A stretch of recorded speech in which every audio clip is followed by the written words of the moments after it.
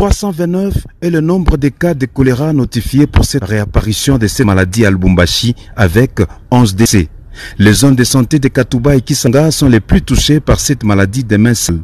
Le ministre provincial de la Santé de Okatonga, le professeur Dr Joseph Sambi Boulanda, était ce 3 mai 2023 au centre de traitement de choléra de Kenya à côté de l'hôpital général de référence de cette commune pour se rendre compte de l'évolution de la prise en charge des malades.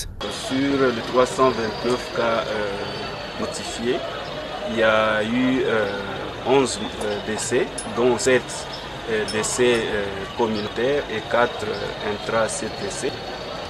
La prise en charge est gratuite comme toujours. Il y a le gouvernement mais aussi l'appui de Médecins sans frontières en France.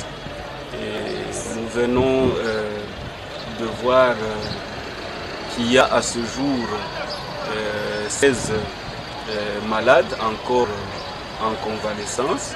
Le numéro 1 de la santé de Okatonga a appelé la population à l'observance des mesures d'hygiène pour être à l'abri de cette maladie des mains sales. Et c'est ici l'occasion de dire à la population de Lubumbashi et surtout des zones de santé précitées d'observer les mesures d'hygiène nécessaires pour éviter de tomber malade. Comme vous savez, le choléra est une maladie des mains sales. C'est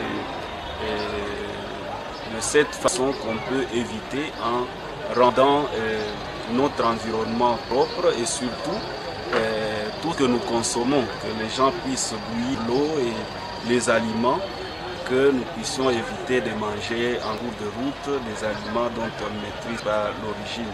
Et une fois on a les vomissements et la diarrhée, de quelque nature que ce soit, de se rendre d'abord à l'hôpital pour que les services de santé puissent dire s'il s'agit du choléra ou pas. Une fois les caractéristiques du choléra sont soupçonnées, et le CTC de Kenya est le seul pour la ville de Lubumbashi qui prend